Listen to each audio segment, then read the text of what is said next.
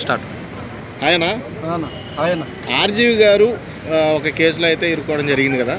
ఆయన ఇప్పటి వరకు పరారీలో ఉన్నారో, ఇప్పటి వరకు ఎక్కడ హాజరు కాలేదు, ఏ కోర్టుకి వెళ్ళలేదు అని విమర్శలు వినబడుతున్నాయి. దీని గురించి మీరు ఏమంటారు? పరారులో ఉన్నారని ఎవరన్నారు? చాలా మంది అంటున్నారు. మీరు అనుకుంటున్నారు, అది జనాలు అనుకుంటే మనం ఏం చేయలేము. పరారులో లేరు. తను ఏంటంటే తన పని మీద తన వర్క్ మీద తను చేసుకుంటాడు. జనాలు మనసులో ఎలా చూస్తూ అనుకుంటున్నారో వాళ్ళ ఒపీనియన్ ప్రకారం వాళ్ళు అనుకుంటారు. కానీ ఆయన మీడియా ముందుకు వస్తాడు, మాట్లాడతాడు, తను చెప్పాల్సింది తను చెప్తాడు. అంటే మొన్న పవన్ కళ్యాణ్ గారు మొన్న మహారాష్ట్ర సందర్శించి వచ్చిన తర్వాత ఢిల్లీలో ప్రెస్లో అడిగారు అన్నమాట, ఆర్జీవి గారు ఇలాగ పరారీలో ఉన్నారో మీరేమి దాన్ని పట్టించుకోరా అని అడిగారు పవన్ కళ్యాణ్ గారు.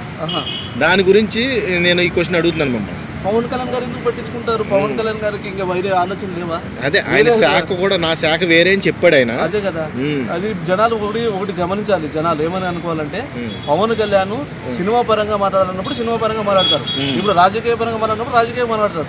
ఇప్పుడు మహారాష్ట్రకు పవన్ కళ్యాణ్ గారు వెళ్ళిన సందర్భం ఏంది? Election camp. ఒకటి ఆలోచించండి, మీరే అన్నారు కదా, మరి ఎలక్షన్ క్యాంప్కి వెళ్ళినప్పుడు మరి ఆర్జీవి గారి గురించి మాట్లాడడానికి అనవసరమైన టాపిక్ కదా ఇది. జనాలు గమనించాలి, వినాలి, అర్థం చేసుకోవాలి. రాజీవ్ గురించి మాట్లాడాలనుకున్నప్పుడు ప్రత్యేకంగా ఇంటర్వ్యూ తీసుకోండి పవన్ కళ్యాణ్ గారు. అప్పుడు పవన్ కళ్యాణ్ గారు కూర్చొని రాజీవ్ గారి గురించి మాట్లాడతారు, అప్పుడు మీరు దాని గురించి కామెంట్స్ పెట్టండి. అంతేగాని ఆర్జీవి గారు పరాల్లో ఉన్నారు, ఆర్జీవి గారు దొరకరు, ఆర్జీవి గారు అందుబాటులో, ఇవన్నీ వేస్ట్ అండి, ఇవన్నీ టాపిక్ కాదు. పవన్ కళ్యాణ్ గారు వర్క్ పవన్ కళ్యాణ్ గారు చేసుకుంటారు, ఆర్జీవి గారు వర్క్ ఆర్జీవి గారు చేసుకుంటారు. మీడియా ముందుకు రావాల్సిన టైంలో మీడియా ముందుకు వస్తారు, వాళ్ళు చెప్పవలసింది వాళ్ళు చెప్తారు. ఆల్రెడీ ఒక వీడియో కూడా చేశారు ఆర్జీవి గారు. నేను ఎవరికి భయపడలేదు, ఎక్కడికి పోలేదు, నేను ఇక్కడనే ఉన్నారు, చాలా మంది మీడియా వాళ్ళు చాలా సంతోషపడుతున్నారు, చాలా ఆనందపడుతున్నారు అని వీడియో కూడా. నేను అనేది అది, ఇప్పుడు పవన్ కళ్యాణ్ గారు వర్క్ పవన్ కళ్యాణ్ గారు చేసుకుంటున్నారు. మహారాష్ట్రకి వెళ్ళారు, మీరే అన్నారు. మహారాష్ట్రకి వెళ్ళిన ఆయన పని ఏంది, ఆయన చూసుకున్నారు. ఆర్జీవి గారి గురించి మాట్లాడాల్సిన అవసరం అక్కడ లేదు. ఆర్జీవి గారి గురించి కూడా మీడియా అడిగితే సమాధానం చెప్పాలి కదా. మీడియా అంటే ఒకటి సార్, ఆర్జీవి గారు మాట్లాడే సందర్భం వచ్చినప్పుడు మీడియా ముందు తను చెప్పవలసింది తను చెప్తాడండి. తాను పరారులో ఉన్నారు ఇవన్నీ మనం అనుకుంటే కరెక్ట్ కాదు. ఆర్జీవి గారు ఎక్కడున్నా తను నిర్భయంగా చెప్పే వ్యక్తి కాబట్టి, ఎక్కడున్నా తన కుండ బదులు కొట్టాడుగా తన వ్యక్తిత్వాన్ని తను బయట పెట్టుకుంటాడు. అటు పవన్ కళ్యాణ్ అన్నారనో లేదా కేంద్రంలో ఎవరో విమర్శించారో ఆయన మాట్లాడు, ఆయన చెప్పవలసింది ఆయన వచ్చి చెప్తాడు. అంటే ఆర్జీవి గారు అనడం ఏంటంటే, ఎప్పుడో సంవత్సరం కింద తీసినటువంటి మనోభావాలు ఇప్పుడు దెబ్బతినడం ఏంటి అని ప్రశ్నిస్తున్నారు. ఇప్పుడు ఈ టాపిక్ ఏదో దొరికినప్పుడు నిన్న మొన్న జరిగిన విశేషాలు ఎన్నో ఉన్నాయి, ఎన్నో సందర్భాలు, ఎన్నో సమస్యలు ఉన్నాయి. ఆ సమస్యను తలెత్తకుండా ఇదే టాపిక్ మీరు మాట్లాడుతున్నారన్నందుకు ఆయన ఒక క్వశ్చన్ వేశారు. ఎప్పుడో సంవత్సరం కింద జరిగిన విషయం ఇప్పుడు మాట్లాడాల్సిన అవసరం ఏముంది?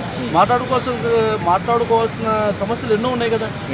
ప్రభుత్వం అభివృద్ధి గురించి మాట్లాడండి. అంటే ఇప్పుడు మీరు ఓవరాల్గా రామ్ గోపాల్ వర్మ గారు చేసింది కరెక్టే అంటారా? అంటే మాట్లాడిన విధానం కరెక్టే అంటారా? ఎవరు కరెక్ట్ అని కాదు, కానీ మీరు అన్న టాపిక్ ఏంటంటే రామ్ గోపాల్ వర్మ గారు పరారీలో ఉన్నారు, తప్పించుకుంటున్నారు అన్న దానికి నేను ఒక మాట చెప్పగలుగుతున్నాను.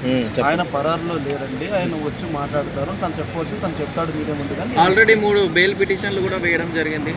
ఎన్నో ఇస్తారండి, ఎవరికి బెయిల్ పిటిషన్లు ఎంతో మందికి ఉన్నాయి. బెయిల్ పిటిషన్లు ఒకరికే కాదు, ఆఖరికి జగన్ గారు కూడా తప్పలేదు కదండి. దాని గురించి బెయిల్ పిటిషన్ల గురించి ఎవరు భయపడాల్సిన అవసరం లేదు, ఎవరికి తోచింది వాళ్ళు మాట్లాడాల్సిన అవసరం కూడా లేదండి.